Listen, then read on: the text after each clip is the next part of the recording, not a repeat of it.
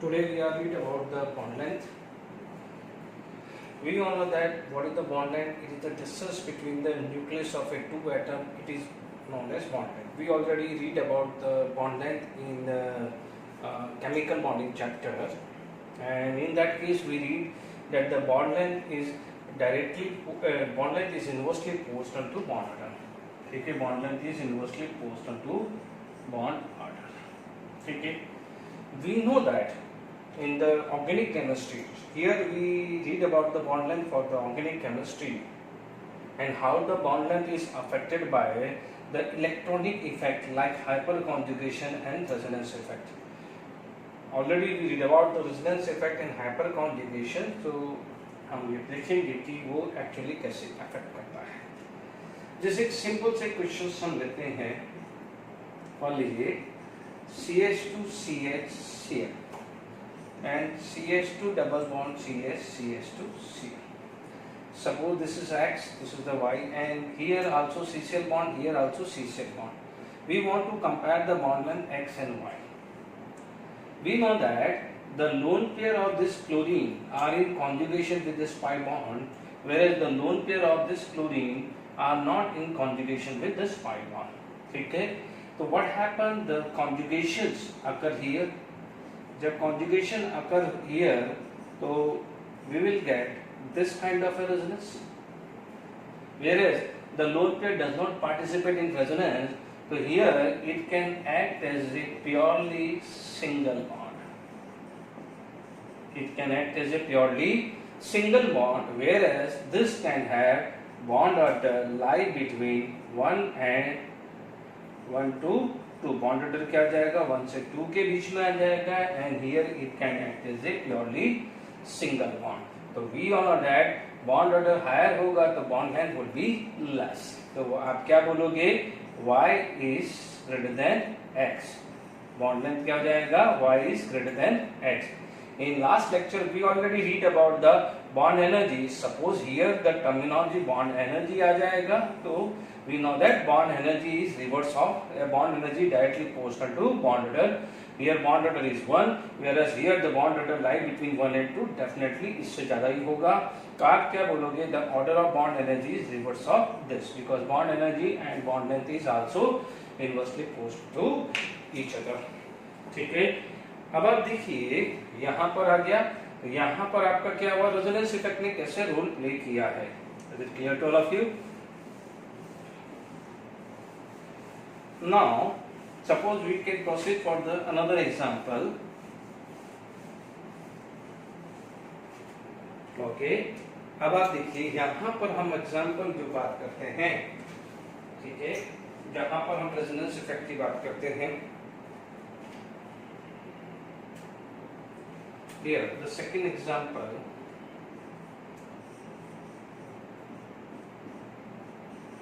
Cl, like here we can compare Cl and double bond O. ठीक है.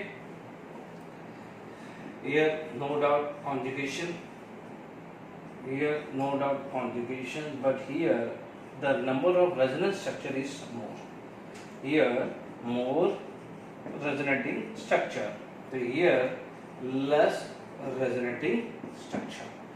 Okay, यहाँ तक क्लियर हो गया? मोर रेजोनेटिंग स्ट्रक्चर. तो सपोज मान लीजिए यहाँ पर X से ये Y ले लो बॉन्ड लेंथ, यानी CCl बॉन्ड हियर, आप बोलोगे here resonating structure is less.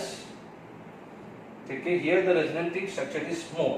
तो ध्यान रखना, यदि रेजोनेटिंग स्ट्रक्चर मोर होता है तो सिंगल बॉन्ड इज मूविंग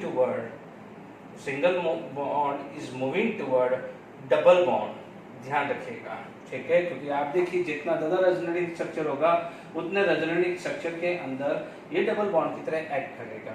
जैसे मान लीजिए 4 है, सपोज इसके 4 रेजोनेटिंग स्ट्रक्चर है, तो let it be 3 resonating structure में ये डबल बॉन्ड होगा. हियर 3 रेजोनेटिंग स्ट्रक्चर है तो हो सकता है 2 रेजोनेटिंग स्ट्रक्चर में ये डबल बॉन्ड होगा. तो आप देख लीजिए इसका जो है प्रोपोर्शन 3 आउट ऑफ 4 है, यानी 75%. दिस इज 2 आउट ऑफ 3, तो कितना हुआ? 66%. तो डबल बॉन्ड यहाँ 75% टाइम है, तो यहाँ पर कितना है? 66%.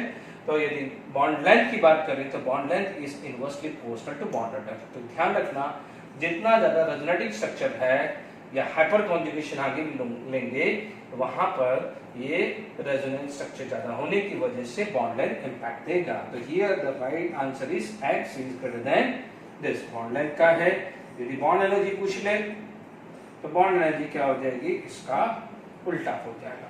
Is it clear? तो यहाँ पर रेजोनेंस ने क्या रोल प्ले किया है, is it clear to all of you? अब देखिए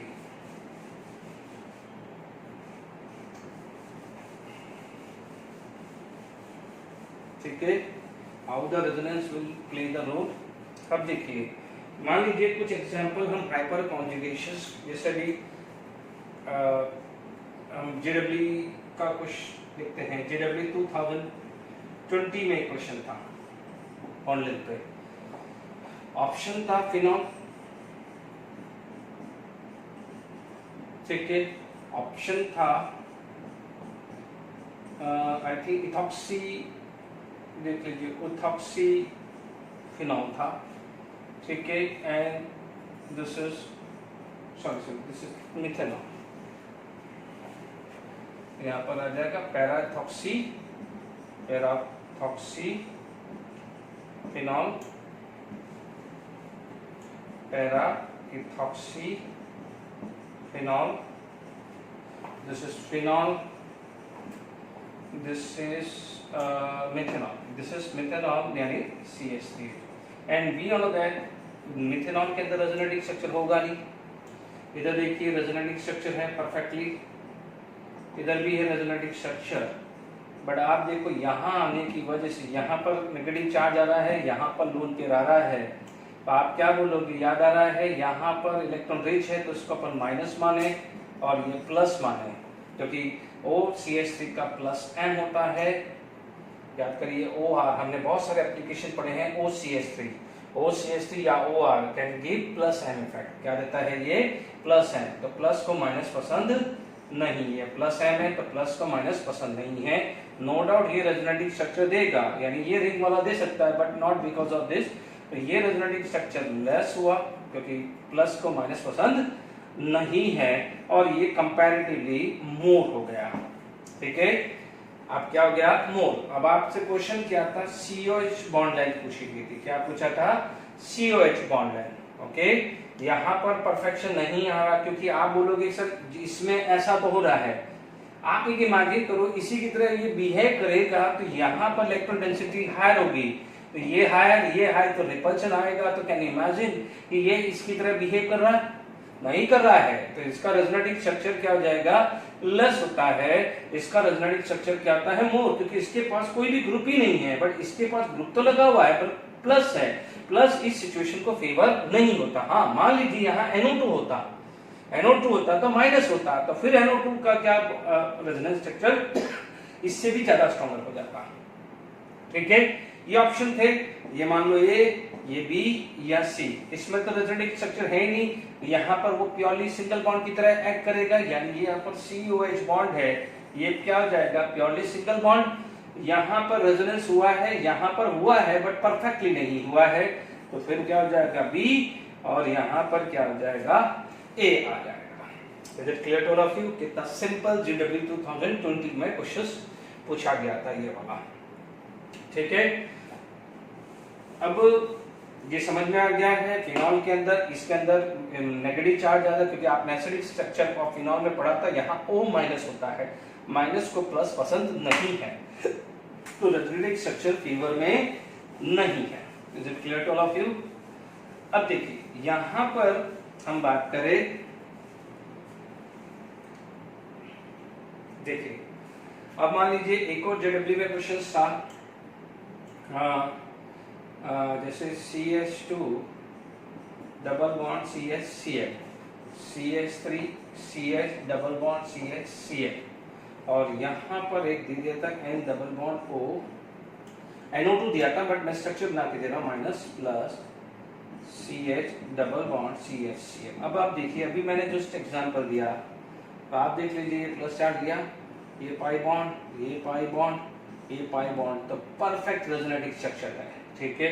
नो डाउट यहाँ पर भी आ रहा है और यहाँ भी आ रहा है, बट क्वेश्चन क्या था, देखो क्वेश्चन क्या था कि which of the following have least C-cell bond? Which of the following have least C-cell bond? जैसे ये A है, ये B ले लिया, या C है, तो परफेक्ट रेजोनेटिक स्ट्रक्चर किसमें है? यहाँ पर रेजोनेटिक स्ट्रक्चर क्या हुआ? मैक्सिमम, क्योंकि परफेक्टली है, तो ये क्या आ जाएगा? C आएगा। ये क्या आएगा? C। ठीक है, आंसर क्या आ जाएगा? बॉन्ड लेंथ सबसे लेस किसका हुआ? C का। बट अभी इसी चीज को मैं मॉडिफाई कर लेता हूं कि मान लीजिए इसमें ये ऑर्डर पूछा होता, आप देख लीजिए हाइपर कॉन्जुगेशन प्लस एम की तरह है। आप देखिए यहाँ पर इस लोन पेयर की वजह से नेगेटिव चार्ज आ रहा है, जैसे इसके प्रीवियस वाला एग्जांपल था। ठीक है, हाइपर कॉन्जुगेशन क्या करेगा? ये पाई बॉन्ड को यूं तोड़ने की कोशिश करेगा, तो हाइपर कॉन्जुगेशन इसको फेवरेबल नहीं है, तो यहाँ पर क्या आ जाएगा? रेजोनेटिंग स्ट्रक्चर क्या आ जाएगा? लेस हुआ, ये बीच में आ गया, तो आप क्या बोलोगे? C है ना, सबसे लेस किसका हो गया? दिस। फिर क्या हुआ? A, और फिर सबसे ज्यादा बॉन्ड लेंथ किसका आ जाएगा? B का। Is it clear? समझ में आया? समझ में आया? ये प्लस M है और यहाँ पर लोन पेयर आया है तो नेगेटिव चार्ज, ये मिथाइल ग्रुप क्या हो जाएगा? ये या तो इंडक्टिव फेट या हाइपर कॉन्जुगेशन की वजह से माइनस प्लस को फेवरेबल नहीं होगा। बात समझ में आ गई? पर हम जो JEE 2020 में क्वेश्चन सिर्फ यही था कि इन तीनों में से सबसे लेस बॉन्ड लेंथ किसका है, तो रेजोनेटिक स्ट्रक्चर मैक्सिमम किसमें है, इसलिए जिसका रेजोनेटिक स्ट्रक्चर मैक्सिमम होगा उसका बॉन्ड लेंथ क्या होगा? मिनिमम होगा। क्लियर हुआ कि नहीं हुआ? ओके, यहाँ तक समझ में आ गया?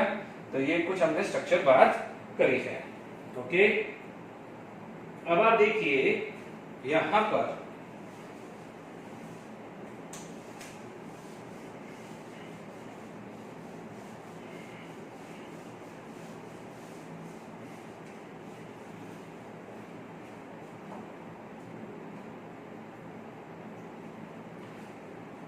देखिए, मान लीजिए हाइपर कॉन्जुगेशन कैसे रोल प्ले करता है ना। मान लीजिए अभी अपन ने जो भी नेक्स्ट एग्जांपल लिया, ठीक है, HCH डबल बॉन्ड CH, ठीक है। मान लीजिए हमारे को हाइपर कॉन्जुगेशन नहीं है, तो मान लीजिए इसको 1 2 3 मान लेता हूं, है ना। ये 3 मान लेता हूं। हाइपर कॉन्जुगेशन क्या बोलेगा? ये पाई बॉन्ड टूटेगा, ये हाइपर कॉन्जुगेशन आएगा SCH double bond CH2 minus. Already पढ़ चुके हैं, अब चीजों को समझिए, बिल्कुल सिंपल है। हाइपर कॉन्जुगेशन बना दीजिए। हम क्या अज्यूम कर रहे थे? बॉन्ड ऑर्डर, मान लीजिए मैं C1 C2 C2 C3 CH, ये बॉन्ड को मैं पहले लेता हूं, ठीक है, बिल्कुल टेंशन है। और ओरिजिनली क्या है? 2, ओरिजिनली क्या है? 1, ओरिजिनली क्या है? 1। यहाँ बॉन्ड ऑर्डर 2, यहाँ क्या है? 1, यहाँ भी 1 है, ठीक है। कैसे? अभी देखो इसके आप क्वेश्चन कैसे सॉल्व करोगे? आपको रटने की जरूरत है। क्यों रटने की जरूरत है? आपको ये स्ट्रक्चर बनाना आना चाहिए, वो तो अब आ गया होगा। अब यहाँ पर 2 है, यहाँ पर क्या जा रहा है? इट इज मूविंग टुवर्ड 1, यानी बॉन्ड ऑर्डर 2 था जो थ्योरेटिकल सोच रहे थे, बट जा किस में रहा है? 1। आप थ्योरेटिकली ये बॉन्ड ऑर्डर 1 मान रहे थे, बट जा किसकी तरफ रहा है? 2। यहाँ थ्योरेटिकली 1 था, बट यहाँ पर तो कोई बॉन्ड ही नहीं है, तो अपन इसको मान लीजिए bond order is going to be 0। तो अब आप देखिए कि C1 C2 का बॉन्ड ऑर्डर आप 2 मान रहे थे, बट ये किसकी तरफ जा रहा है? देखो ये बॉन्ड ऑर्डर 1 नहीं बना है, but it is moving toward 1, but आप क्या मान रहे थे? 2, यानी इसका बॉन्ड ऑर्डर बढ़ रहा है। सॉरी, बॉन्ड ऑर्डर क्या हो रहा है? कम। जब बॉन्ड ऑर्डर लेस होता है तो बॉन्ड लेंथ क्या होती है? मान इधर क्या हुआ? Bond order is going to be less, तो यहां पर क्या हो जाएगी? बॉन्ड लेंथ बढ़ जाएगी। तो आप क्या बोलोगे कि C1 C2 की bond length expected bond length से ज्यादा है। एक्सपेक्टेड क्या थी? बॉन्ड ऑर्डर 2, उसके हिसाब से बॉन्ड लेंथ थी। एक्चुअली क्या मिली? Bond order lie between 2 to 1, यानी इट इज मूविंग टुवर्ड 1। तो बॉन्ड ऑर्डर क्या हो जाएगा? डिक्रीज हो रहा है, ऐसे निकाल लीजिएगा। बॉन्ड ऑर्डर डिक्रीज हो रहा है तो बॉन्ड लेंथ क्या होगा? इंक्रीज होगा। हमने थ्योरेटिकली ये मान के चला था 1, but because of hyper conjugation यहाँ पर डबल बॉन्ड कैरेक्टर भी आ रहा है। इसका मतलब थ्योरेटिकली हमने बॉन्ड ऑर्डर 1 माना था, बट 1 से तो ज्यादा ही हो रहा है। यहाँ थ्योरेटिकली 2 माना था, बट 2 से तो कम ही हो रहा है। नो डाउट हम बोलते हैं bond order lie between 1 2, bond order lie between 1 2, but theoretically तो आप 2 ही सोच रहे थे, तो 2 से बॉन्ड ऑर्डर 1 2 के बीच में गया। थियोरेटिकली 1 सोच रहे थे, 1 से बॉन्ड ऑर्डर 1 हुआ। मान लीजिए 1.5 आ रहा है, अज्यूम कर लेते हैं कि 1.5 बॉन्ड ऑर्डर हो रहा है, हम बोल रहे हैं bond order lie between 1 and 2, तो 2 से तो कम हुआ, 1 से तो बड़ा। आप चीजों को सोचिए, तो यहाँ क्या हुआ, बॉन्ड ऑर्डर बढ़ा। अब बॉन्ड ऑर्डर बढ़ा तो आप क्या बोलोगे, bond length is decreases as expected. ये लाइन लिख लीजिएगा, ये स्टेटमेंट लिख देना, bond length is increases as expected, bond length is decreases as expected. अब आप देखो यहां पर भी तो बॉन्ड ऑर्डर कम हुआ है, यहां पर भी क्या हुआ है, बॉन्ड ऑर्डर कम हुआ है। जब बॉन्ड ऑर्डर जब कम हुआ है तो बॉन्ड लेंथ क्या होगी, बढ़ेगी, यानी आप बोलोगे bond length CH is increases as expected. ठीक है, ये बहुत इंपॉर्टेंट है। तो यानी यहां पर किसका रोल था, हाइपर कॉन्जुगेशन। इससे पहले जो भी 3-4 एग्जांपल हमने लिए हैं वहां पर क्या था, हमारा एग्जांपल क्या था, बॉन्ड लेंथ पे जो हमारा एग्जांपल था वो क्या था कि एक्सपेक्टेड जो बॉन्ड लेंथ है या रेजोनेंस है उसका क्या रोल आ रहा है। Is it clear to all of you? अब देखिए, यदि हम बात कर सकते हैं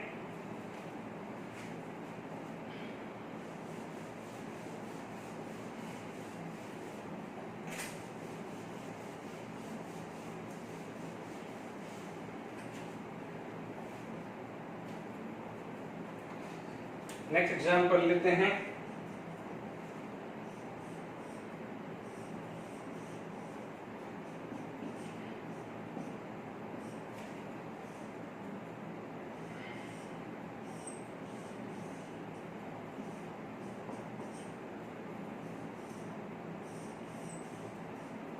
देखिए बच्चों, ये डायपोल मोमेंट में भी ये वाला क्वेश्चन, ये एग्जांपल आप डायपोल मोमेंट पे भी आप यूज करेंगे।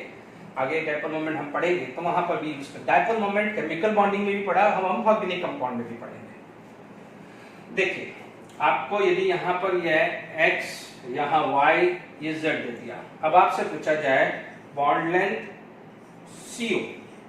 ठीक है, अब आप देखो ये बॉन्ड लेंथ CO है, मैं अभी इसको रब कर लेता हूँ, पहले डायग्राम बनाते हैं। देखिए अज्यूम कर, देखो ये डायपोल मोमेंट में भी क्वेश्चन आएगा। आप यहां से पाई बॉन्ड तोड़ते हैं, ठीक है, टूटता, सॉरी, किसी भी तरीके से, ये बहुत बढ़िया एग्जांपल है। ठीक है, क्या बनेगा ये, यदि यहां पाई बॉन्ड टूटता है, हीट करते हैं, मान लीजिए हीट करते हैं, तो आप क्या सोचोगे यहां पर क्या बनेगा,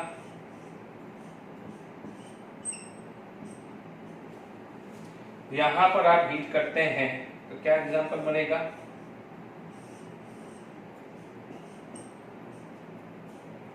ये बनेगा। ठीक है, ये क्या है, एरोमेटिक, ये क्या है, नॉन एरोमेटिक, ये क्या है, एंटी एरोमेटिक। अब आप बताओ कौन ज्यादा स्टेबल है, तो आप बोलो कि सर एरोमेटिक ज्यादा है, उसके बाद नॉन एरोमेटिक, उसके बाद एंटी एरोमेटिक। तो अब आप सोच लीजिए, ये डबल बॉन्ड से सिंगल बॉन्ड की तरफ गया, जब ये डबल बॉन्ड से सिंगल बॉन्ड की तरफ जाता है तो उसमें एरोमेटिक कैरेक्टर डेवलप हो जाता है। तो ये अब जब भी कोई भी रिएक्शंस करने जाएगा तो फटाफट से ये बन जाएगा कि नहीं बनेगा, क्यों, क्योंकि ये इसको एरोमेटिक मिलेगा, सेकंड नंबर पे ये मिलेगा, थर्ड नंबर पे ये मिलेगा। इसका मतलब double bond single bond character किसमें ज्यादा मिलेगा, डबल सिंगल बॉन्ड कैरेक्टर इसमें ज्यादा मिलेगा, क्योंकि ये सिंगल बॉन्ड होगा, ऐसा होगा तभी तो एरोमेटिक बनेगा। यदि ऐसा होगा तो एरोमेटिक कहां से बनेगा, सोचो, आप समझ में आया।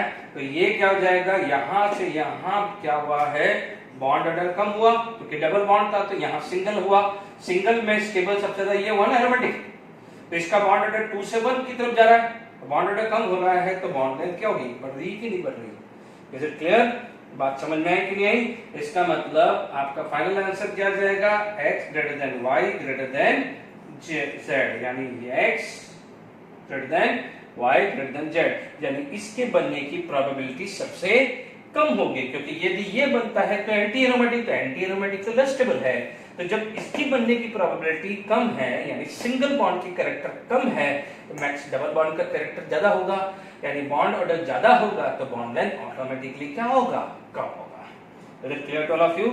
ठीक है, अब देखिए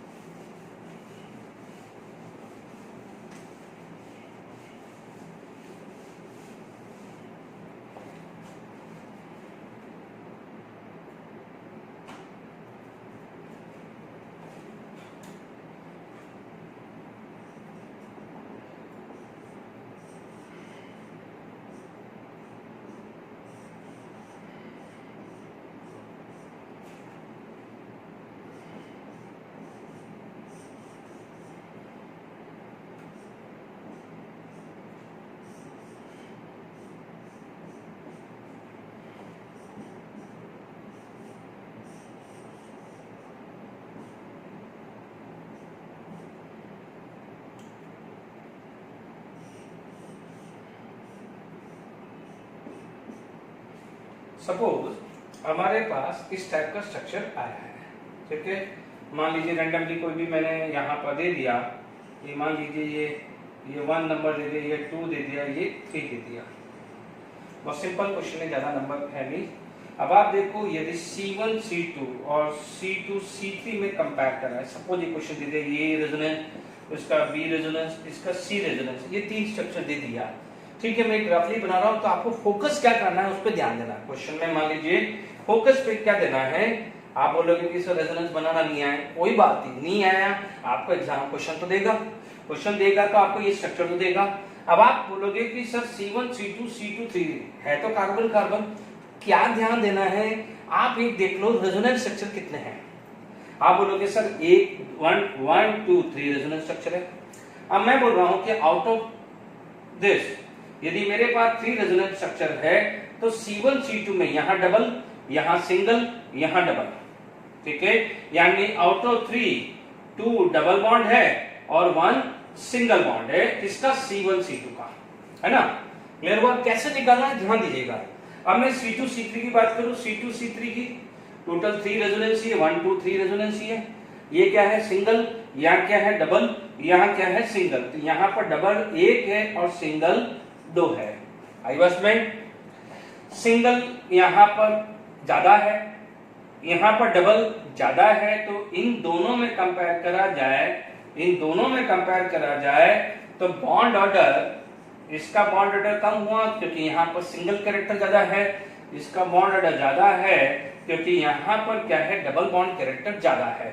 तो जिसमें बॉन्ड ऑर्डर ज्यादा होगा तो उसका बॉन्ड लेंथ कम होगा, और जिसमें बॉन्ड ऑर्डर कम होगा उसका बॉन्ड लेंथ ज्यादा होगा। तो किसमें, C2 C3 में सिंगल बॉन्ड कैरेक्टर ज्यादा है, देख लीजिए 1 और 2, ठीक है, एक सिंगल है, इसमें 2 और 2 एट दिस है, तो विच इज मोर ग्रेटर, तो C2 is greater than C3। तो ऐसे भी आप ध्यान दीजिएगा। Is it clear to all of you? Okay,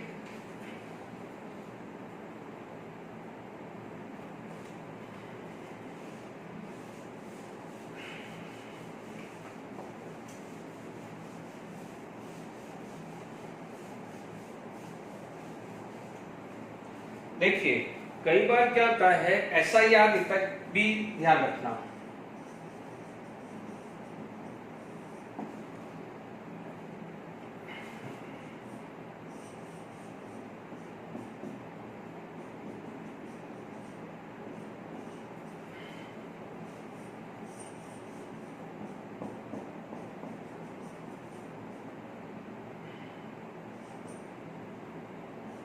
देखिए SIR इफेक्ट नहीं याद आ रहा तो एक बार सॉल्व करने से पहले एक बार रिवाइज कर देना।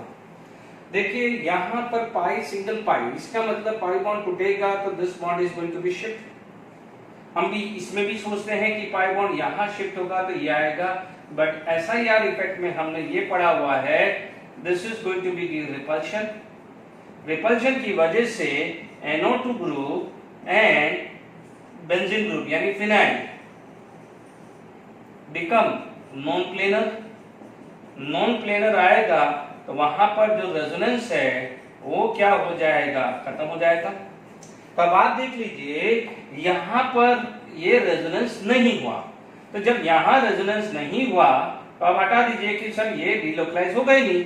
तो जब यहां रेजोनेंस नहीं हुआ तो यहां पर जैसे मान लीजिए ये CN बॉन्ड है, मैं किसकी बात कर रहा हूं, CN बॉन्ड। CN बॉन्ड मैंने यहाँ X ले लिया, यहाँ चलो मैं इसको A ले लेता हूं, तो ये ले लिया मान लीजिए B, ये A और B, तो CN बॉन्ड A। तो यहाँ पर रेजोनेंस है, यहाँ रेजोनेंस है क्योंकि यहाँ पर तो कोई हिंड्रेंस ही नहीं है, रेजोनेंस आ रहा है पाई सिंगल पाई, यहाँ पर भी पाई सिंगल पाई आ रहा है, बट यहाँ पर और यहाँ पर रिपल्शन की वजह से NO2 group become non planar with benzene ring. And what is the condition for the resonance, क्या होना चाहिए, कॉन्जुगेशन जहां जहां हो रहा है वो एटम प्लेन में होना चाहिए। इसकी वजह से ये क्या बन गया है, नॉन प्लेनर बना है। Is it clear to all of you? यहां तक समझ में आ गया? ये नॉन प्लेनर हुआ, तो नॉन प्लेनर की वजह से क्या हुआ, यहाँ पर आपको रेजोनेंस नहीं मिला। जब रेजोनेंस नहीं मिला तो this behave as a single bond, whereas यहाँ पर आ जाएगा bond order lie between 1 to 2, जबकि यहाँ पर जो बॉन्ड ऑर्डर आएगा वो क्या हो जाएगा 1। यहाँ बॉन्ड लेस है तो यहाँ बॉन्ड लेंथ क्या हो जाएगी मोर, यहाँ पर क्या हो जाएगा बॉन्ड लेंथ मोर। तो इसका मतलब B is more than A, B is more than A हुआ है। तो हमें बॉन्ड लेंथ के बारे में समझ में आ गया होगा, ठीक है, बात समझ में आ गई आपको? ओके, अब देखिए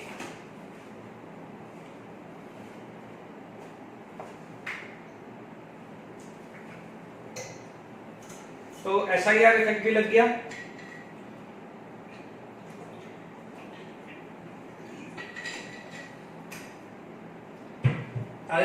I think this is sufficient कि अपन को SIR इफेक्ट भी देखना है, पहले रेजोनेंस देखना है, रेजोनेंस नहीं देखना है तो हाइपर कॉन्जुगेशन देखना है, ध्यान रखना है कैसे वर्क करना है। आई थिंक 5-6 अपन एप्लीकेशंस कर लिए, कुछ GW के जो हैं, तो कितना इंपॉर्टेंट है बॉन्ड लेंथ क्वेश्चन। जब वो बॉन्ड लेंथ पूछ सकता है तो बॉन्ड एनर्जी भी पूछ सकता है, ध्यान रखिएगा, ठीक है। तो ये बॉन्ड लेंथ क्लियर हुआ।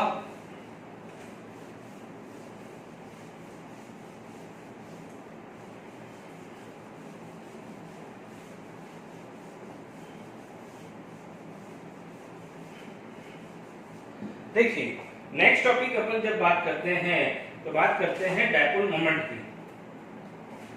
तो देखिए डायपोल मोमेंट हमने बात किया हुआ डायपोल मोमेंट, ठीक है, नो डाउट हमने पढ़ा है कि Q into bond length is equal to dipole moment, है ना। This is Q is a charge transfer, थोड़ा सा हल्का सा रिवाइज करा रहा हूं। D is the bond length, is a bond length, ठीक है। इसमें बेस हमने केमिकल बॉन्डिंग में भी परसेंटेज ऑफ आयनिक कैरेक्टर, और वहां पर भी जो केमिकल बॉन्डिंग में पढ़ा है हमने ये चीज लिखा है कि symmetrical molecules have zero dipole moment. Symmetrical molecules have a zero dipole moment, ठीक है, ये चार्ज ट्रांसफर। तो symmetrical molecules have a zero dipole moment, ठीक है। जैसे अभी अपन एग्जांपल देते हैं CH3 डबल बॉन्ड CH3H, इसको अपन बोलते हैं सिस 2 ब्यूटीन, ये पड़ा हुआ है। यहां पर आपके पास क्या आ जाएगा, ये आ जाएगा, ये H, ये CH3, ये आ जाएगा trans 2 butene. Trans 2 butene is symmetrical, trans 2 butene is a symmetrical. अब आप देखो इसके अंदर अब आप रोल प्ले कर चुके हैं। जैसे पहला एग्जांपल, अब आपको plus I minus I effect clear है, तो अब आप देखो मैं इसको भी plus I minus I effect से ही समझाता हूं। इसका प्लस आई है, इसका प्लस आई है, ठीक है, इसका क्या है प्लस आई और इसका प्लस आई है। इसका मतलब इसका डायपोल इधर जाएगा, इसका डायपोल इधर जाएगा, सिमिलरली इसका डायपोल इधर जाएगा, ठीक है।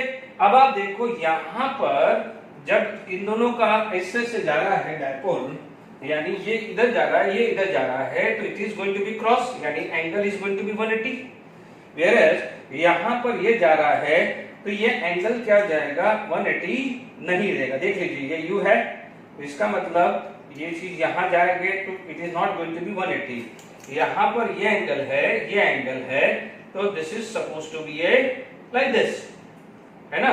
तो यहां पर क्या हुआ थीटा 180 और यहां पर थीटा क्या है नॉट 180 में 180। तो जब 180 है तो हमने पढ़ा हुआ है mu resultant equal to μ1 square plus μ2 square two μ1 μ2 cos theta.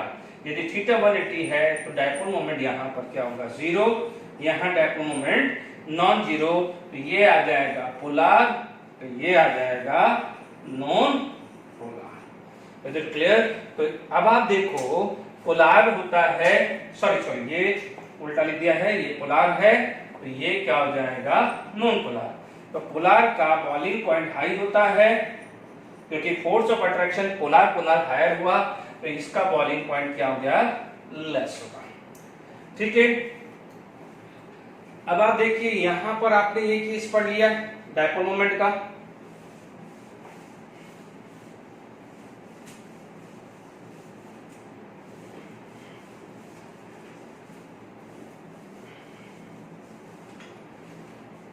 देखिए यही चीज आप लोगों ने यहां पढ़ी थी, जैसे मान लो बेंजीन में, मान लो ये CH3 ऑर्थो, ये CH3 मेटा, ये CH3 पैरा। ठीक है, यहाँ पर जो है ये एंगल कुछ ऐसा बनेगा, ये इधर जाएगा, ये इधर जाएगा, ये इधर जाएगा, तो ये इधर जाएगा, इसमें ये इधर जाएगा तो ये इधर जाएगा। तो बात देखिए यहाँ पर थीटा 180 है और हियर जो है मान लीजिए ये एंगल ऐसा जा रहा है, ये ऐसा जा रहा है, तो it is going to be 120। आप देख लीजिए मैथमेटिकली, देख लीजिए ये डायपोल यू जा रहा है और ये डायपोल यू जा रहा है, तो this is going to be around 120 and ये वाला ऐसे जा रहा है, ये ब्लैक वाले को एरो सुन लीजिए, ये वाला ऐसे जा रहा है, तो this angle is going to be 60, यानी यहाँ थीटा 120 है तो यहाँ थीटा कितना है 60 डिग्री। तो 180 वाला आएगा तो डायपोल मोमेंट का ऑर्डर ये आ जाएगा, बिकॉज cos 60 की जो वैल्यू आएगी वो क्या होगी, कम होगी। Is it clear to all of you? तो cos 60 की वैल्यू क्या होगी, cos 60 is more and cos 180 is -1, तो this would be the order of dipole moment. ठीक है, अब आप देखिए यहाँ पर भी सेम, यदि यही चीज मैं यहाँ पर इसी में थर्ड एग्जांपल में क्लोरीन ले लूं। देखिए सिंपल एग्जांपल है, पहले थोड़े से सिंपल ले लेते हैं, फिर इसके बाद थोड़े से इसमें कॉम्प्लिकेशन बढ़ाएंगे। ठीक है, अब आप मान लीजिए यहाँ पर आपका जो थर्ड एग्जांपल है, ठीक है, मान लीजिए क्लोरीन ले लिया, यहाँ क्लोरीन ले लिया। ठीक है, तो अब आप देखिए ये आएगा, इसका ये आएगा, इसका ये आएगा, इसका ये आएगा, because Cl have a minus I effect. ध्यान दीजिए Cl have minus I effect, हल्का हल्का ऑलरेडी बात कर चुके हैं, बट एक बार और रिपीट कर देते हैं। Cl हैव माइनस आई, तो imagine this is the position, how much angle is 60, 120, 180। ठीक है, तो सेम ऑर्डर आ जाएगा, बिकॉज μ1 स्क्वायर प्लस μ2, ये भी म्यू, ये भी म्यू, तो μ1 square plus μ2 square plus 2 μ1 μ2 cos 60, cos 120 cos 180, cos 180 is -1। ठीक है, और cos 60 जो है वो पॉजिटिव वैल्यू होता है, तो जैसे थीटा की वैल्यू बढ़ेगी cos की वैल्यू क्या होती है, कम होती रहती है। वी नो दैट, ये चीज हमारे पास हो गई। अब जो ध्यान देने वाली बात है, ये चीजें तो ऑलरेडी हम बात भी कर चुके हैं, अब जो ध्यान देने वाली बात है वो सुनिए। अब देखिए यहां पर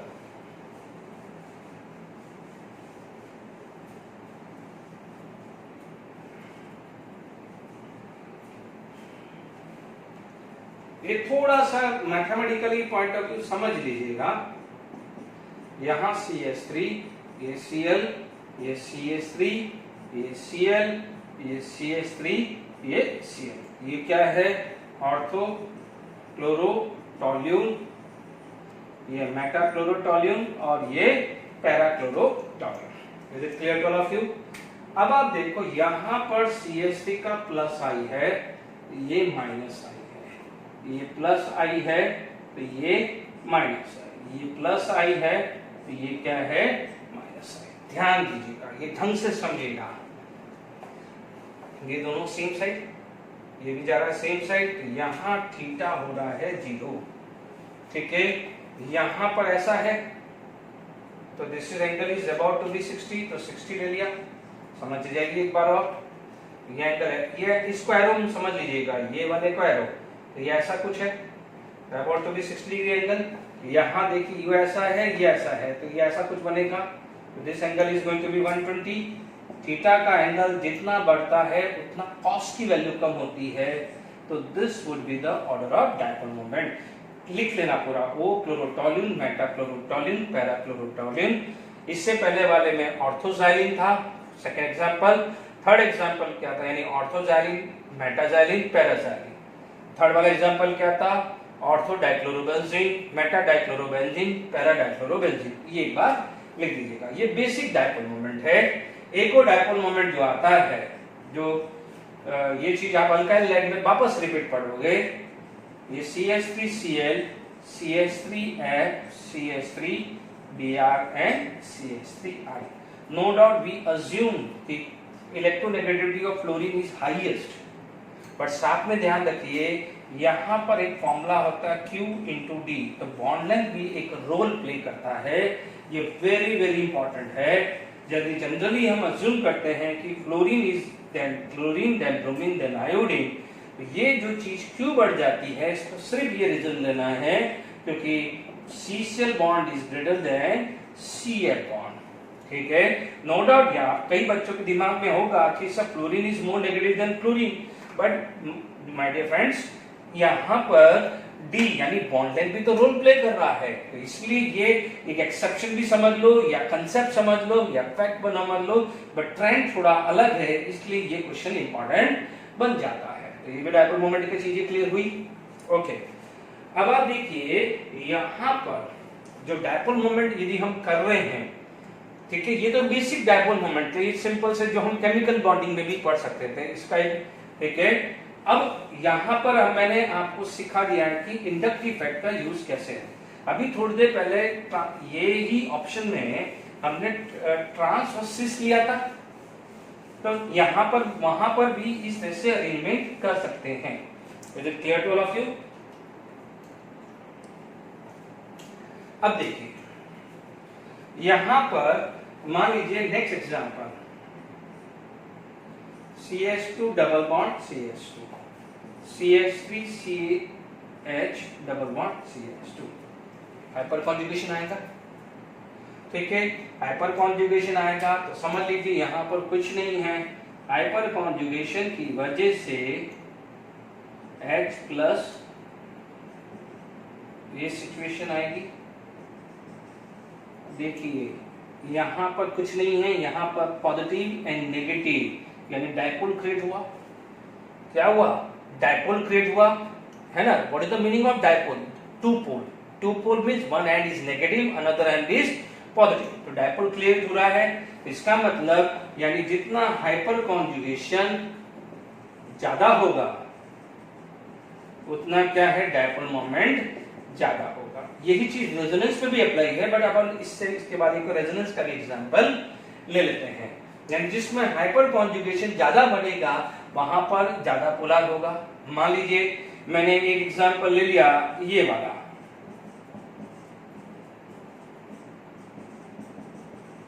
नो डाउट डायपोल इन दो में क्रिएट होगा, ठीक है, जबकि इसमें डायपोल क्या जाएगा, यहाँ 3 जगह क्रिएट होगा। तो यदि आप मान लीजिए ये A है, ये B है या C है, तो यहाँ पर अल्फा हाइड्रोजन कितने हैं, 3 अल्फा, यहाँ पर कितने हैं, 2 अल्फा। तो हाइपर कॉन्जुगेशन ज्यादा इसमें हुआ है और यहाँ पर हाइपर कॉन्जुगेशन कम हुए। तो यदि आपका डायपोल मोमेंट का क्वेश्चन आ जाए, डायपोल मोमेंट, तो आप क्या बोलोगे, सबसे ज्यादा डायपोल, क्योंकि ये ध्यान दीजिए 3 टाइम ऐसा चार्ज मिलेगा। यहाँ पर सिर्फ 2 टाइम्स, एक minus plus first time minus plus second time, 2 time ऐसा मिलेगा, जबकि यहाँ तो कोई इफेक्ट लग ही नहीं रहा है, तो ये तो ऐसा कैसे रहेगा। तो ये B than C than very very important. Is it clear to all of you? I was meant. तो ये डायपोल मोमेंट देखिए, अब आप देख लीजिए रेजोनेंस इंडक्टिव इफेक्ट में कैसे क्वेश्चंस बन सकते हैं। Is it clear to all of you?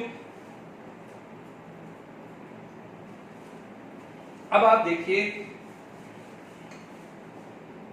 चलिए ये वाला समझा था। इसमें एक चीज और दूसरा ऐड ऑन कर लेता हूँ, यही क्वेश्चन को ज्यादा चेंज नहीं करूँ या लगा देता हूँ, दूसरा बना देता हूँ इसको। दूसरा क्वेश्चन बना लेते हैं। देखिए मान लीजिए मैंने यहाँ HCHO फॉर्मल्डिहाइड दे दिया है ना, और ये CH3 CHO दे दिया, तो नो डाउट हाइपर कॉन्जुगेशन मान लेंगे। एंड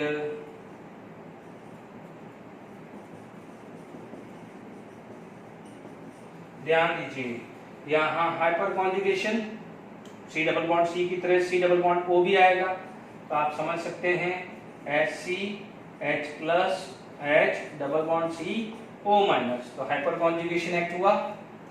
ठीक है, यहाँ पर क्या हुआ, pi and pi conjugation, pi and pi conjugation. Which effect is dominated, resonance is dominated. ठीक है, तो मान लीजिए ये ए है, ये बी ले लिया, ये सी ले लिया, तो डाइपोल मोमेंट किसका ज्यादा होगा, resonance is dominated over hyper conjugation. इससे पहले मैंने सिर्फ हाइपर कॉन्जुगेशन लिए, रेजोनेंस लिया, तो सबसे ज्यादा C, then B, then A हो जाएगा। Is it clear to all of you, C B and A आ जाएगा। ठीक है, ये हाइपर कॉन्जुगेशन का क्लियर हुआ कि नहीं हुआ? ओके ओके, अब देखिए इसमें आगे बात करें।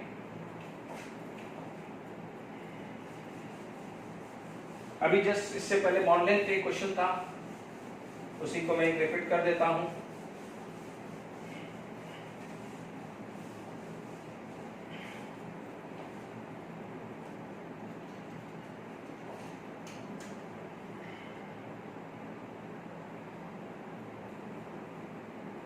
देखिए, मान लीजिए एग्जांपल नंबर, हाँ अभी अपन ने डिस्कस किया था, ये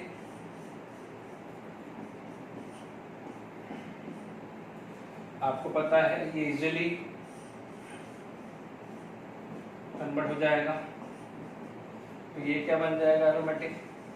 यदि बच्चों ये एरोमेटिक बनेगा तो इसमें ये पोलैरिटी क्रिएट होगी। मान लीजिए एग्जांपल ए ले लिया, ये बी,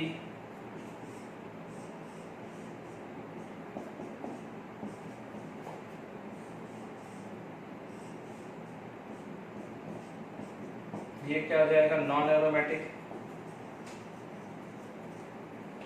ये सी एग्जांपल मान लो ले लिया हमने,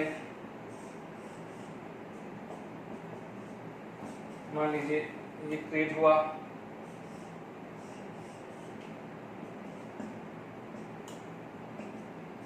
ये क्या हो जाएगा, एंटी एरोमेटिक।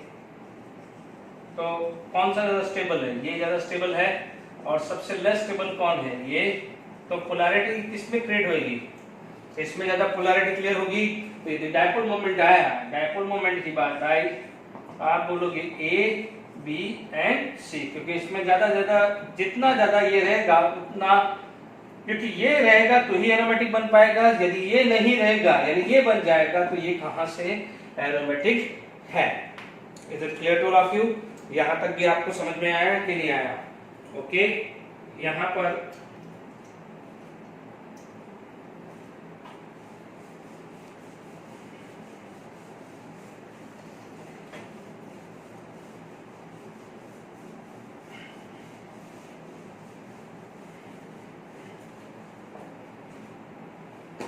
देखिए, यहां पर मान लीजिए एक एग्जांपल आप लेते हैं। अभी जस्ट मैं जो ले चुका हूं, मैं उसी में रिपीट कर देता हूं, ज्यादा नहीं चेंज देना। आपको पता है ये क्लियर कट बनेगा, अच्छा खासा रेजोनेंस बनेगा। और यदि यहीं मैं SIR इफेक्ट लगा दूं, अभी जस्ट थोड़ी देर पहले बॉन्ड लेंथ पे था, वही ले लेते हैं, तो ज्यादा उसमें आप सिर्फ कंसेप्चुअली चाहिए। यदि मैं यहां पर SIR इफेक्ट लगा दूं, यहां पर क्या हो जाएगा, SIR इफेक्ट। जब SIR इफेक्ट आएगा तो यहां पर नंबर ऑफ रेजोनेंट स्ट्रक्चर क्या होंगे, लेस होंगे, तो यहां पर रेजोनेंट स्ट्रक्चर क्या हो जाएगा, मोर होंगे।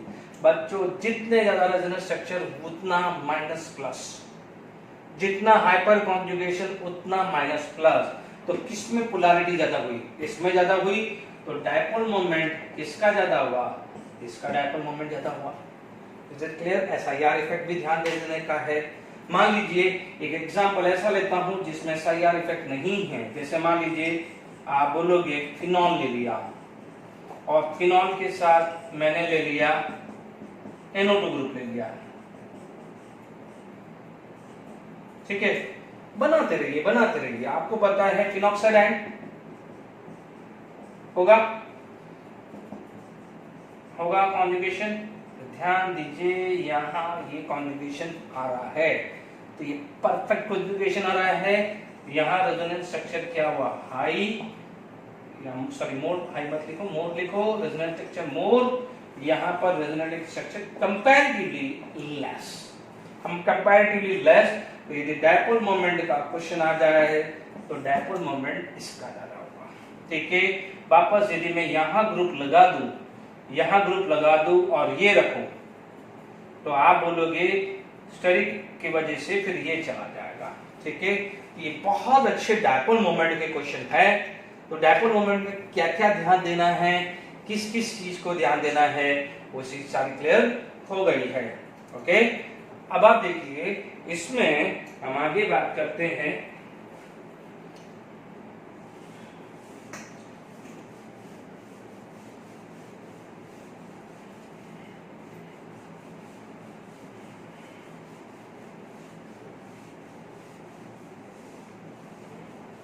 अब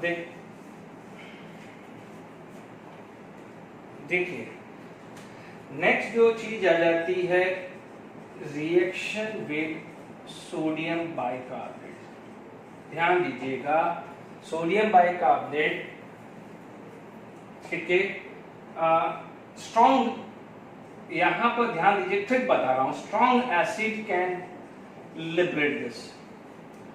तो क्या होता है, जैसे मान लीजिए कोई एसिड है, when combined with sodium bicarbonate, तो it will liberate CO2। But ध्यान दीजिए ये कार्बन आता है, CO2 जो होता है वो इस कार्बन का होता है, क्योंकि कई बार C14 C12 रिलेटेड क्वेश्चन पूछ सकते हैं, ये बी केयरफुल।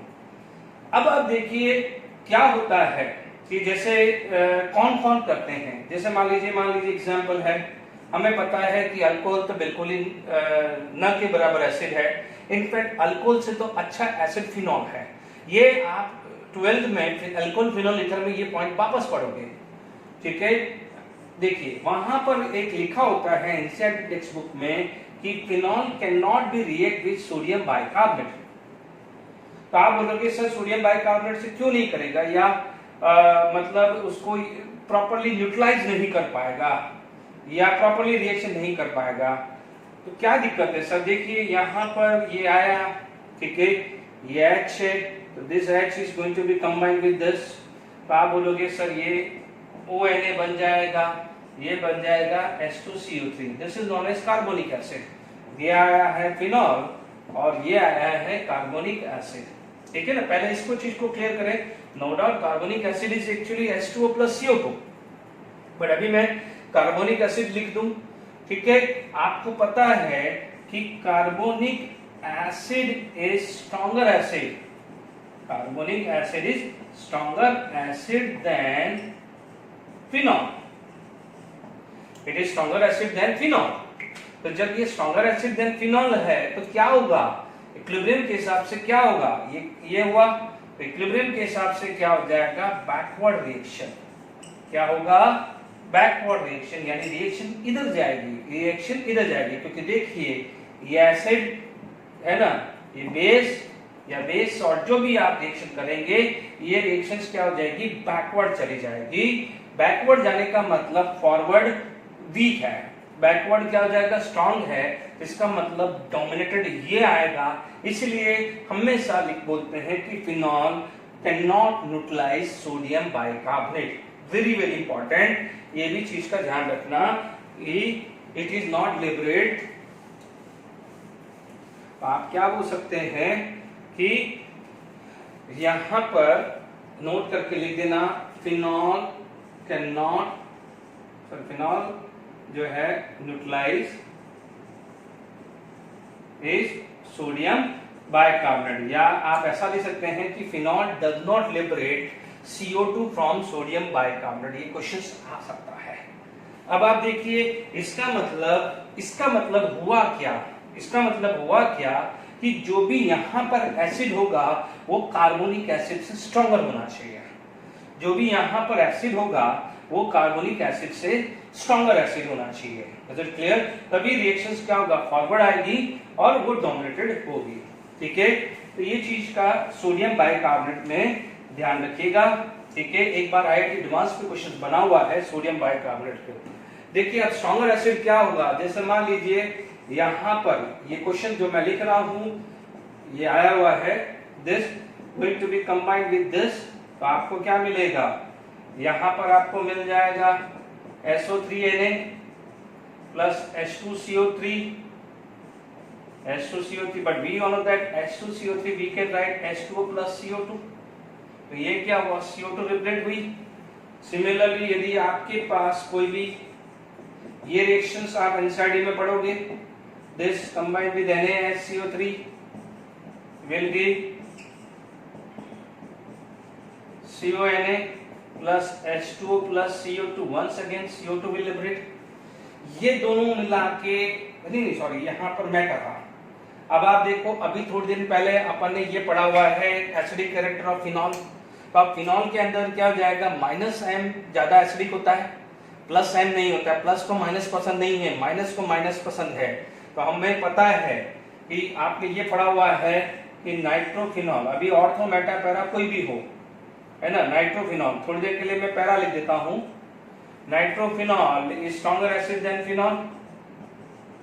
एंड उसके बाद यदि कोई भी ग्रुप आ जाता है, कोई भी ग्रुप ले लेते हैं +M वाले, जैसे मान लीजिए यहाँ OCH ले लिया, तो आप इसको बोलोगे -M, ये +M।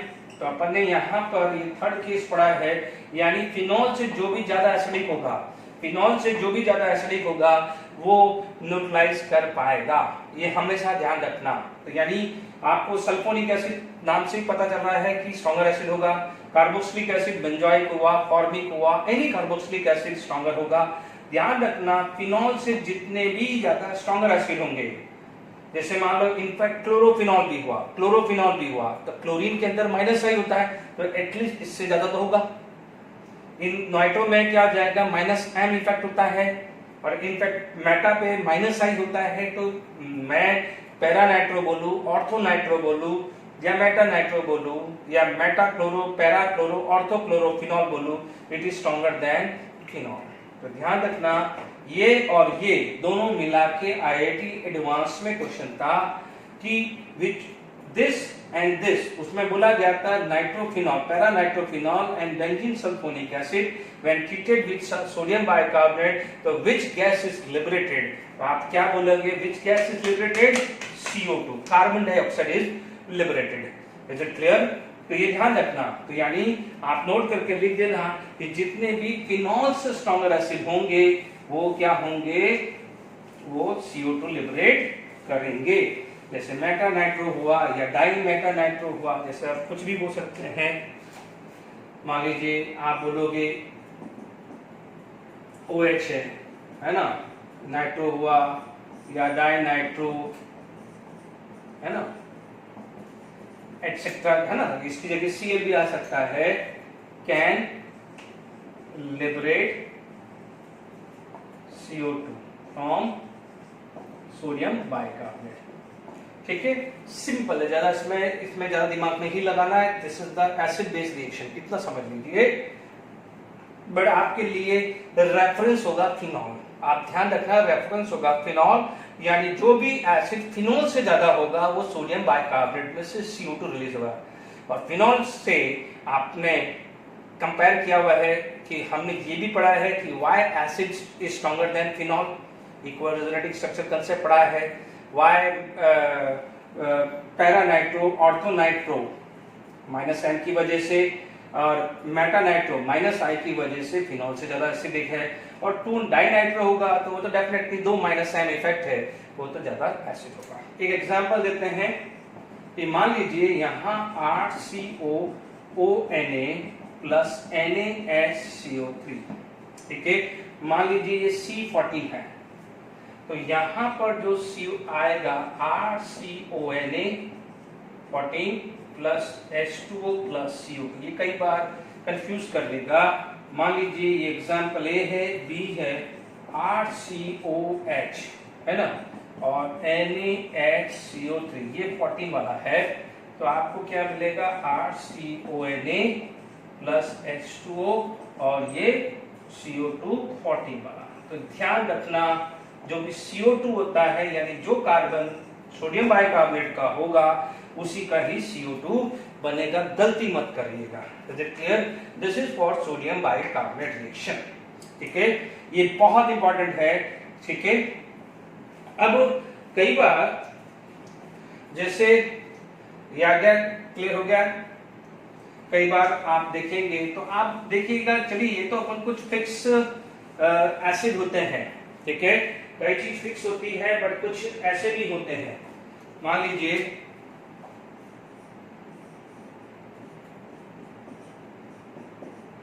अब आप बोलोगे ये क्या चीज है,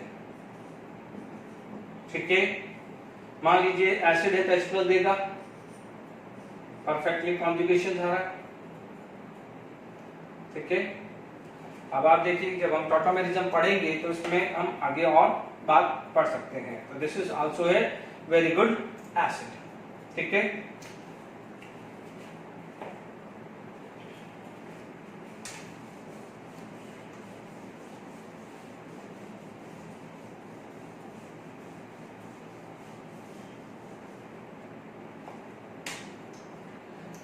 देखिए फिर आता है, या तो लिखा हुआ मिलेगा एसिडिक हाइड्रोजन, क्वेश्चन आएगा विच of the following have acidic hydrogen, या लिखा हुआ मिलेगा reaction with metal, reaction with metal, ठीक है। हालांकि रिएक्शन विद मेटल, अभी आप देखेंगे कि RCOH अभी पढ़ा, can react with metal will form RCONA, तो क्या रिलीज होगा यहाँ पर, हाइड्रोजन रिलीज हो जाएगा, half H2। Phenol can react with metal, ONA plus half H2। अब आप देखो मेटल कुछ भी यहाँ से दे सकता है, सोडियम दे सकता है, मैग्नीशियम दे सकता है, जिंक देता है, ओनली आपको वैलेंसी सेटिस्फाइड करनी है, otherwise the basics is clear, the metal can displace the hydrogen from acid, बिल्कुल बेसिक से क्लियर होना चाहिए। Is it clear to all of you? Okay, यहाँ पर ये तो बेसिक सिंपल से क्वेश्चंस हैं। मान लीजिए आपके पास ये केस आ जाए कि आपसे ये बोलेगा कि ये रिएक्शंस होगी कि नहीं होगी, ठीक है। आप इमेजिन करिए ये दोनों चीजें, ये एसिडिक हाइड्रोजन में भी पूछ सकता है और रिएक्शन विद मेटल में भी पूछ सकता है। आप एक ही चीज सोचो, मेटल क्या कर रहा है, metal can displace the hydrogen, तो मैं थोड़ी देर के लिए यहाँ हाइड्रोजन लिख देता हूँ। तो अब आप देखो metal can displace the hydrogen, तो अपन क्या बोलेंगे कि ये माइनस बनेगा और जो ये हाइड्रोजन है हाफ H2 बन के चला जाएगा, and this minus will combine with Na+, ऐसे ही बन रहा है ना यहाँ पे, ये माइनस कंबाइन विद प्लस, ये माइनस एंड दिस, ठीक है। अब आप देखो is it aromatic, is it aromatic? Yes, ये एरोमेटिक बन रहा है क्योंकि यहाँ पर पाई नेगेटिव कॉन्जुगेशन है, साइक्लिक है, प्लेनर है, डीलोकलाइजेशन है एंड 6 पाई इलेक्ट्रॉन है, इसकी वजह से ये रिएक्शंस होगी, यानी यहाँ पर minus can be balanced bye Na+, ध्यान दीजिएगा, ठीक है। तो यहाँ पर कई बार पूछा जाएगा, यदि यही रिएक्शंस को दे सकता है, जरूरी नहीं है कि आपको ये ले, आपको ये देके भी पूछ सकता है कि विच of the following have acidic hydrogen, तो करना क्या है, आपको H+ हटा देने का है, वहां माइनस बना देने का है। क्या बनाने का है? माइनस। फिर माइनस बनाने के बाद सबसे पहले चेक करोगे मतलब है क्या, what exactly it is, stability of carbon ion, और स्टेबिलिटी ऑफ कार्बन आयन बहुत डिटेल में पढ़ चुके हैं। पहली चीज क्या देखनी है, एरोमेटिसिटी, इसमें एरोमेटिक मिला। सेकंड देखना है कॉन्जुगेशन, और थर्ड देखना है आपको कि भाई हाइब्रिडाइजेशन देखना है, हाइपर कॉन्जुगेशन तो होता ही नहीं है। Is it clear to all of you? Okay,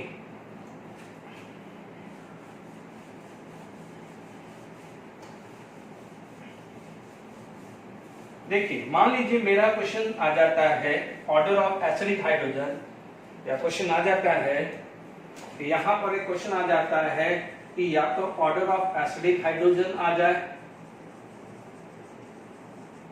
या रिएक्शन विद मेटल,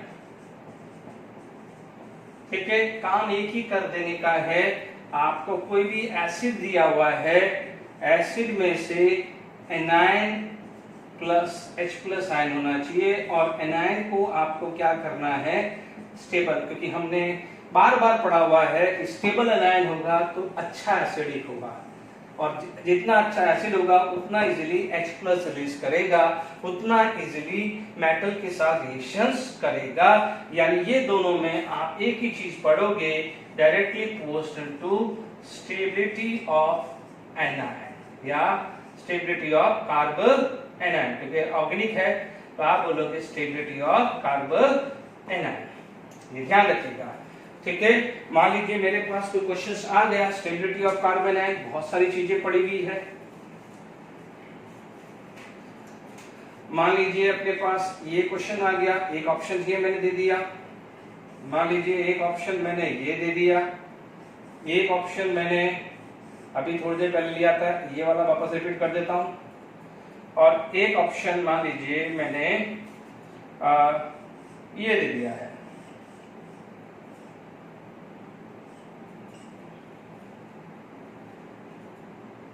ठीक है, या मान लीजिए मैं दूसरा देता हूं, ये देता हूं।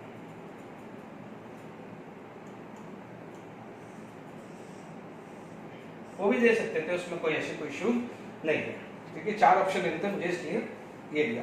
आपको बताया सबसे बढ़िया क्या करो, दोनों सब में कार्बन आयन बना दो।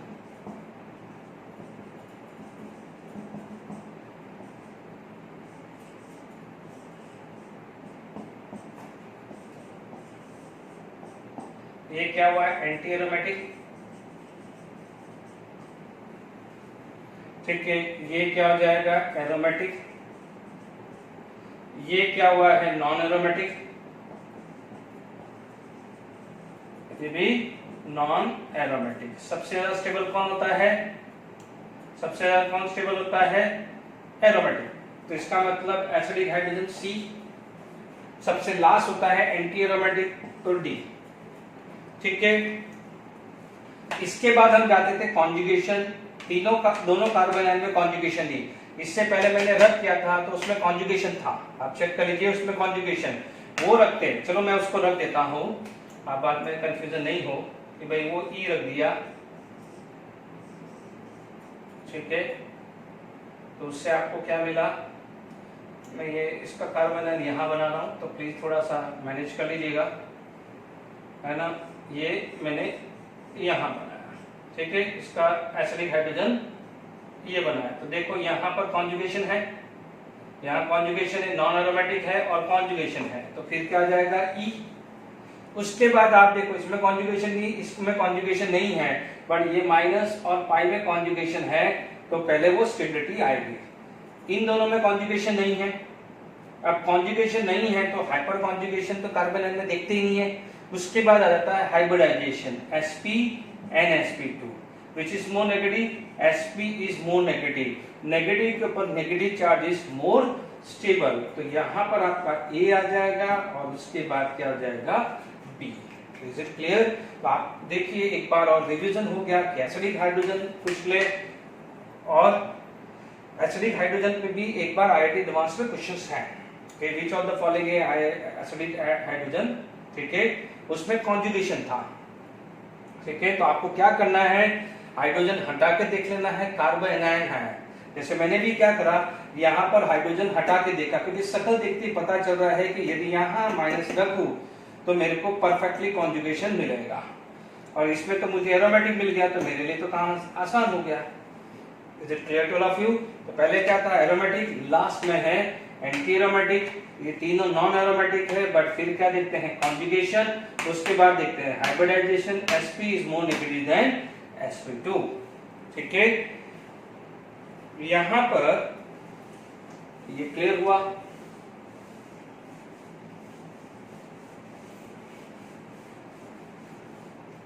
इसके बाद इसी तरह से एक वर्ड कहीं देखने को मिल जाए, छोटा सा टॉपिक है फ्री रोटेशन, कि किसके रेस्पेक्ट में फ्री रोटेशन होगा। तो ध्यान दीजिएगा, एरोमेटिक बनाना है। जैसे मान लीजिए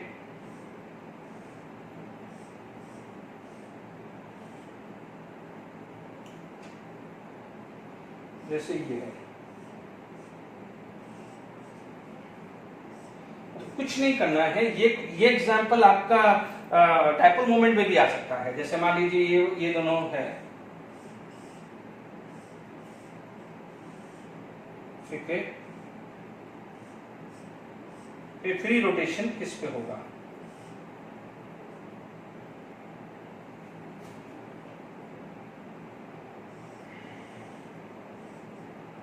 ठीक है, तो कुछ नहीं करना है, ये है ना फ्री रोटेशन क्या होगा, यानी फ्री रोटेशन का मतलब हमने पढ़ा हुआ है कि पाई बॉन्ड के रेस्पेक्ट में रेस्ट्रिक्ट रोटेशन होता है, यानी उसके रेस्पेक्ट में रोटेशन नहीं हो सकता है। अब मान लीजिए मैंने रोटेशन करा दिया, फ्री रोटेशन का मतलब रोटेशन होगा, फ्री रोटेशन का मतलब क्या हुआ, रोटेशन होगा। जब रोटेशन होगा तो पाई बॉन्ड टूटेगा, पाई बॉन्ड टूटेगा तो हमें पता है हेटेरोलाइटिक क्लीवेज होगा, हेटेरोलाइटिक क्लीवेज होगा तो one can acquire minus charge, another can acquire plus charge. आप देखेंगे, समझिएगा कि पाई बॉन्ड टूटा, ठीक है। अब पाई बॉन्ड टूटा तो एक को जाएगा माइनस चार्ज, एक को जाएगा प्लस, ठीक है। अब ये माइनस बनने से ये एरोमेटिक हो गया, देख लीजिए, ये प्लस बनने से ये भी एरोमेटिक हो गया। जब दोनों ही रिंग आपकी एरोमेटिक हो रही है तो क्यों बॉन्ड नहीं टूटेगा? समझ में आया कि नहीं आया? तो उसे क्या बोलते हैं, फ्री रोटेशन। क्या बोलते हैं, फ्री रोटेशन। इधर भी तोड़ के देखें,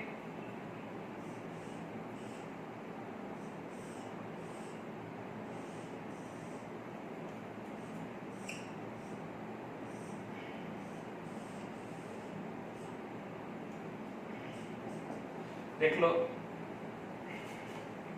सॉरी इसमें उल्टा कर दिया मैंने, चलिए कोई बात नहीं, बन गया तो अब उसको नहीं है। ये एरोमेटिक बात करें, सॉरी ये आपका यदि उल्टा करूं तो ये प्लस बनाने की कोशिश करूं, ये माइनस बना लेता हूं, ये एरोमेटिक पार्ट है तो ये क्या हो जाएगा, एंटी एरोमेटिक, है ना। चलो मैंने एग्जांपल लिख दिया है तो अब इसको रब करने की जरूरत नहीं है। अब आप देखो, मान लीजिए ये दोनों क्वेश्चंस हैं मेरे पास, तो मैंने क्या करा, आप जैसे ये भी माइनस प्लस बना सकते हो, तो ये माइनस ये प्लस होगा तो ये एरोमेटिक होगा, ये एंटी में एरोमेटिक होगा, तो केस तो वही है। अब दोनों में एरोमेटिक है, इसमें एक एरोमेटिक एक एंटी एरोमेटिक है, तो क्वेश्चन आ जाए कि इन दोनों में से फ्री रोटेशन किसका ज्यादा होगा, तो ये ज्यादा फेवरेबल होगा। क्यों? क्योंकि इसमें तो दोनों रिंग एरोमेटिक बन रही है। देखो क्वेश्चन आएगा सर किसको माइनस किसको प्लस बनाए, वो तो किसी पे भी है, इसको माइनस प्लस बना के देख लो, इसको प्लस इसको माइनस बना के देखो, दिमाग में पहले रखो कि एरोमेटिक दोनों रिंग बन सकती है। अब आप देखो, मैंने यहाँ माइनस प्लस लिखा तो मेरी रिंग दोनों एरोमेटिक बनी। कोई बच्चा बोलेगा कि सर मेरे को प्लस माइनस बनाना है, तो यदि आप रिंग प्लस माइनस बनाते हैं तो ये क्या बनेगा, एंटी एरोमेटिक, ये क्या बनेगा, एंटी एरोमेटिक। तो जो भी सिस्टम है अपने आप को स्टेबल फॉर्म करेगा, यानी उसके लिए फेवरेबल ज्यादा कौन सी होगी, जो रिंग दोनों एरोमेटिक है।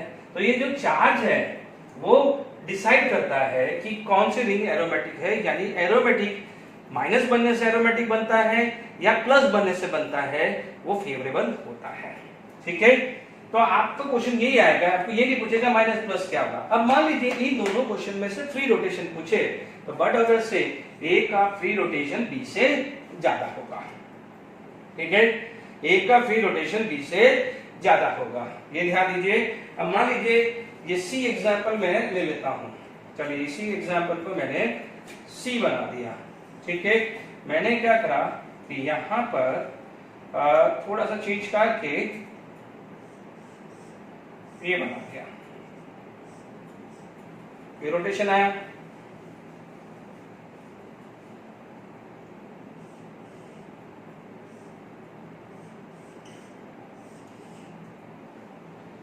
ये प्लस ये माइनस, डबल बॉन्ड, तो आप दोनों क्या हो गए हैं, एरोमेटिक हो गए, बोथ आर एरोमेटिक। हालांकि ऐसा क्वेश्चन आता नहीं है, ऐसे ही क्वेश्चन आता है कि फ्री रोटेशन ज्यादा किसका है, तो दोनों केस क्या होगा, एरोमेटिक एरोमेटिक, या इससे पहले वाला था aromatic anti aromatic.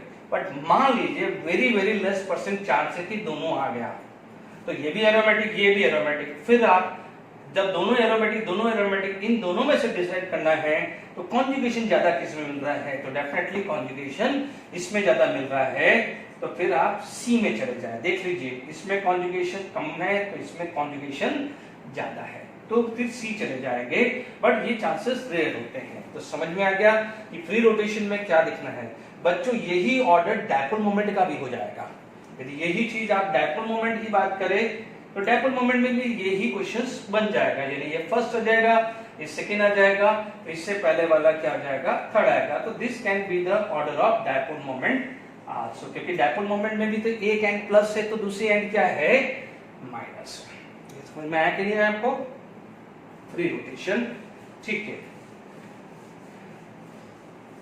Okay, last में यदि इसमें बात करें, ठीक है, तो एक आता है reaction with AgNO3, reaction with AgNO3, यानी आपसे बोलाएगा which of the following can react AgNO3 fast या which of the following can be precipitated.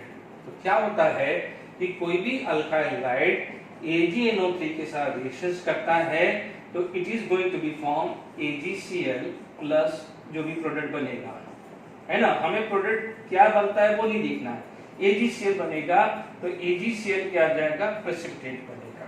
तो ध्यान दीजिएगा, आपको करना क्या है यहाँ पर कार्बोकेटायन बनाना है, लॉजिक यही तो बोलता है Ag plus combined with Cl minus R going to be form AgCl, यानी स्टेबल कार्बोकेटायन, ठीक है, stable carbocation precipitation of AgCl fast आ जाएगा, या तो प्रेसिपिटेशन पूछेगा या रिएक्शन विद AgNO3, दोनों में से कोई भी पूछेगा। आपका कंपेयर करना है कि कार्बोकेटायन बना देना, और कार्बोकेटायन की स्टेबिलिटी आपने पढ़ी हुई है, एरोमेटिक, नॉन एरोमेटिक, है ना, ठीक है। तो यहां पर अभी जैसे मैं स्टार्ट ही करता हूं, देखिए अभी देखना पड़ेगा क्वेश्चन, ठीक है। इस बार का क्वेश्चन जो था जेडब्ल्यू में कि विच ऑफ तो जेडब्ल्यू 2020 क्या जाएगा, विच of the following precipitate fast with AgNO3। उसमें ऑप्शन थे CCl4, एक ऑप्शन था CHCl3, ठीक है, एक ऑप्शन था CH2 डबल बॉन्ड CHCl, ठीक है, एक ऑप्शन था CH3 TriCCl। क्या बोला है, कार्बोकेटायन बना दो, इसका कार्बोकेटायन ये होगा, इसका कार्बोकेटायन ये होगा, सॉरी CH2 होगा, इसका कार्बोकेटायन ये होगा यानी sp2 वाला, और इसका कार्बोकेटायन ये होगा 3D। तो we know that this is more stable due to the hyperconjugation. This is the most stable 3-3-3 9 alpha hyperconjugation. Yes or no? So this is more stable, यानी this will give reaction very fast with AgNO3 या वो precipitate fast देगा। ये JW में 2020 जैन का है। Is it clear to all of you? ठीक है। अब आप देखिए एक प्रैक्टिस के लिए एक क्वेश्चन और कर लेते हैं, ठीक है। मान लीजिए यही क्वेश्चन अपन लिख देते हैं, JW हटा देते हैं क्योंकि JW का ये नहीं है। मान लीजिए यही क्वेश्चन, मान लीजिए ऑप्शन डाल दिया, अभी अपन बार बार ले देके वही चीज रिपीट कर रहे हैं। मान ली Cl ले लिया मैंने,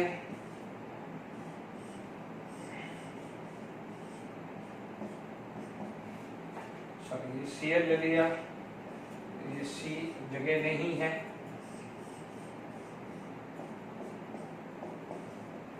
ठीक है, और मान लीजिए ये डी ऑप्शंस हैं,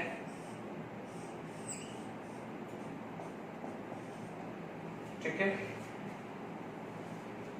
अब आप देखो यहां पर तीन ऑप्शन मिलते हैं, ये सेम ही आ गया है, ये डी ले लिया, इसमें एक कॉम्बिनेशन देते हैं, ठीक है। थोड़ा सा हटा लेते हैं, एक ऑप्शन मिलता है,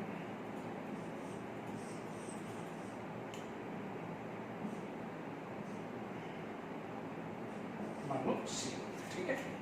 अब ये 4 ऑप्शंस हैं। बेस्ट तरीका क्या है, कार्बोकेटाइन बना दो।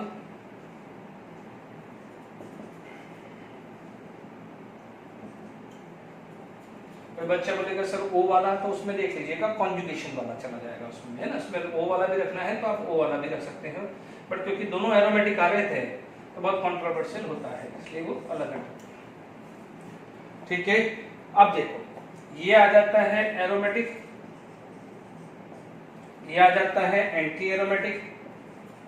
बच्चों आज के लेक्चर में यदि बार बार एरोमेटिक एंटी एरोमेटिक आ रहा है तो इस लेक्चर को वापस से देख लीजिएगा एरोमेटिक एंटी एरोमेटिक रिवाइज करने के बाद। ये नॉन एरोमेटिक, ये भी नॉन एरोमेटिक,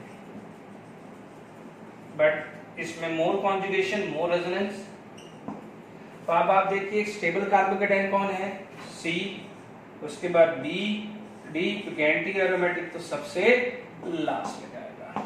ठीक है, तो आई होप यहां तक आपको सब समझ में आ गया होगा। ठीक है, okay, thank you very much.